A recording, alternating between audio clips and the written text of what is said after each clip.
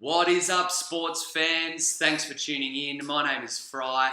I am the host of the Sports by Fry YouTube channel. Today, I am talking all things NBA. There's only about 2 weeks left in the NBA season. Sadly, that means if your team's not going to make the playoffs, you've only got about 7 or 8 games left, so make sure you tune in to watch your favourite squad play. There's a long 6-month off season on the way, so yeah, get behind your boys, follow them right to the end.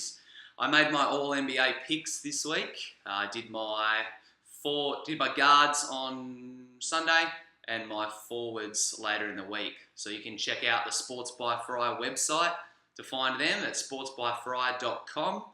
I also did my Major League Baseball preview.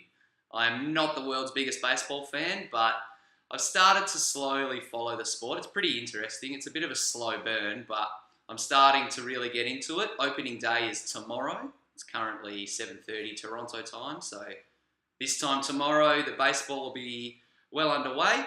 So like I said, if you're interested in reading any of those pieces, make sure you check out the Sports by Fry website. I'll put the link in the description so you can hit them up easily. I'm going to dive right in and look at the bottom of the standings. We've been talking about the playoffs for ages in the NBA. We know who's going to play in the playoffs. We're going to see those teams for another couple of months. But I want to look at the teams who've been tanking. Or actually, the teams who've been failing to tank. So as it stands right now, Phoenix is at the bottom of the league. And they're followed closely by Memphis, Atlanta. And then we've got in a bunch, Dallas, Brooklyn, Sacramento, New York, Chicago, Orlando. All those teams are racing towards the bottom in the hope of securing a top pick in this year's NBA draft. So of course that means the NBA teams want to be losing as much as possible, right? The more you lose, the better chances you have in the lottery of getting a top pick. A team like the Sacramento Kings, they really need a franchise player. De'Aaron Fox could develop into an all-star and he looks pretty good, but they lack a true franchise player. So please tell me why, Sacramento, you are 6-8 in the month of March. You're meant to be losing as many games as you possibly can to try and get a better pick or as good a draft pick as you can. And yet this month they've beaten the likes of the Warriors. They've beaten Miami. I'm pretty sure it was in Miami. I made the joke with Jake on our Sunday sit-down asking if we knew any Sacramento Kings fans. And we quickly came to the conclusion that we don't. And there's a good reason why. The poor Sacramento fans, they seem like they've been tortured for years. Not since the early 2000s when Mike Bibby and Chris Webber were playing good have the Kings actually been relevant. Boogie tried, but I don't even think he made the playoffs as a King. So they have gone through some serious tough times in the last decade, which you think would mean that the front office would try to tank and get a better draft pick. But I have no idea why. They've won 6 games in the month of March. I don't think the rest of the 7 teams in that little group at the bottom of the ladder have combined to win 6 games. The New York Knicks are another team who are trying to tank but are doing a terrible job of it. Once Porzingis went down, they lost 14 of their next 15. So Knicks fans were rejoicing, fist pumping into the air. Finally, they might be looking at another good draft pick to secure another player to put alongside Porzingis. They scored Frankie Ntilikina, Frankie Smokes, in last year's draft with the 8th or 9th pick. And they added Emmanuel Mudiay at the trade deadline. So they have some nice young pieces, but they really need another all-star, another star talent next to Porzingis if they're going to be relevant in New York. But once again, they decided to start winning. They've won 3 of their last 6. They beat Washington in Washington the other day in a close game. Why? You're not gaining anything by continuing to win. You're only removing yourself from the chances of getting a better draft pick. The Memphis Grizzlies lost close to 20 games in a row recently. I think it was the start of February they started their run, or closer to January, and as a result they find themselves sitting inside the top 3 for projected lottery picks. It makes no sense for an NBA team who's trying to get a true superstar, or another superstar in the Knicks case, for them to be winning.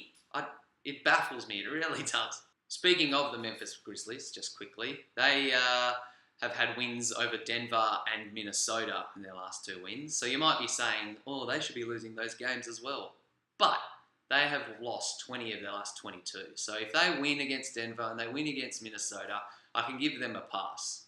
I understand that sometimes GMs and owners and coaches, players too, feel pressure to win. And obviously you can't lose every game. It's impossible. Philly tried, but they still managed to win 7 or 9 or whatever it was a couple of years ago. So there are some games that you're going to win. It's inevitable. But it just doesn't make sense for a team like the Kings or the Knicks, who really have been out of the playoffs for a considerable amount of time, to be trying to win. Or not maybe trying to win, but recording wins. Memphis is fielding virtually a G League team in an effort to tank. So the other two teams need to step up their game, or they could find themselves overtaken by the likes of the Bulls or even the Lakers, Charlotte, who knows. I'm not going to talk a lot about the playoff teams, but looking out west, there's one playoff team in particular, well, they're currently a playoff team, that alarm bells should be ringing for. Ever since Jimmy Butler's gone down, the Minnesota Timberwolves haven't been playing as good. It's understandable. Butler's arguably the best two-way player in the game. And if he's not, he's definitely in the conversation. Halfway through the year, I flagged that Tibbs was playing his bench almost like a historically low amount. Wiggins, Butler, Towns, Jeff Teague, Taj Gibson, all these guys are playing upwards of 36 to 40 minutes a night. And it's not a recipe for success over a whole 82-game season. It's a long, long season. But even when Butler went down, Tibbs stuck to his guns and kept playing his guys, opting not to use his bench, and I think it could come back to bite him. Minnesota plays the fewest bench minutes in the league by a considerable margin, so it's no surprise to learn that their stars are starting to get tired down the stretch. Ever since they beat Golden State a few weekends ago, their defense has looked awful. Cat's starting to look slow. Wiggins looks disinterested and really didn't develop into the player we thought he would be this year. And as a result, the Timberwolves have the third worst defensive efficiency in the past 7 games. It's no surprise to learn that they haven't won a lot of those games. And they are barely clinging onto a playoff spot by just 1.5 games over the likes of the Clippers and the Nuggets. Don't rule out the Timberwolves completely missing the playoffs. Their players are getting tired. Tibbs needs to lean on his bench more, or it could really cost Minnesota big time. So that's enough about the Timberwolves for now. I want to quickly just touch on the MVP race. James Harden's going to win the MVP. There's no way in the world that anyone else will win the MVP this year. Period. Done. However, the race for the second spot in the MVP rankings is actually pretty interesting.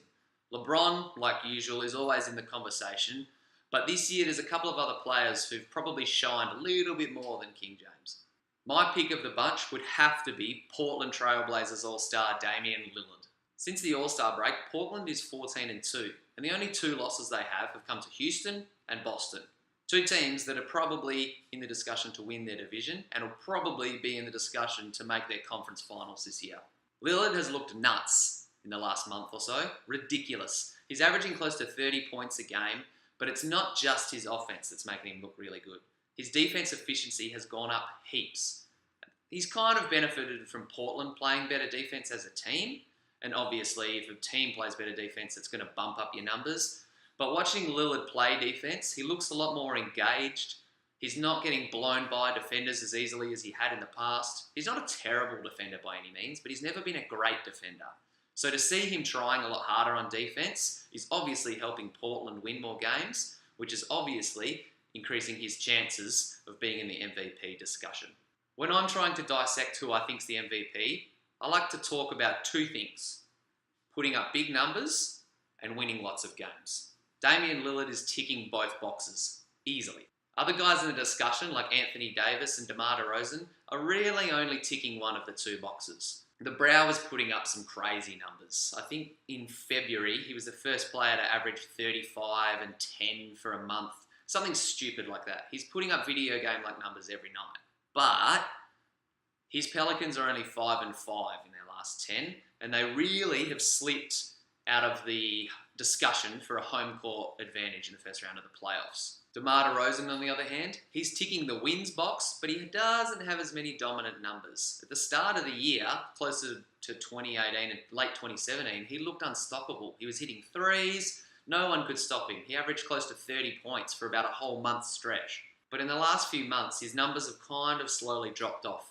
I think in the last 2 months, he's only averaging roughly 21 points. So he's not really in the same discussion as Lillard, in my opinion. There's no doubt the Raptors are going to be a team to beat this year. Speaking of the Raptors, actually, I really hope that the Cavaliers can face them in the second round rather than the Eastern Conference Finals. Why?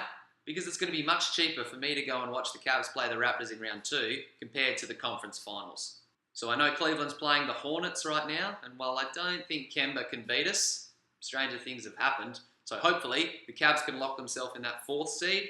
Philly or Washington, the Pacers, whoever wants the 3rd seed, they can have it. They can play Boston in the next round, and I can happily go to a cheaper game against the Raptors in the playoff. Before I close up the episode, I want to give a couple of shout-outs. Firstly to KD, he's coming back tomorrow night against the Bucks. That could not come at a better time for the Warriors, considering Clay and Curry are still on the bench. Also, I want to give a shout-out to LiAngelo Ball, who he's shooting his shot. He's trying to get drafted. He's declared himself eligible for the 2018 NBA draft, but that's not why he's getting a shout-out. A few hours later, playing for the random Lithuanian team that he's representing, he scored 72 points. 72!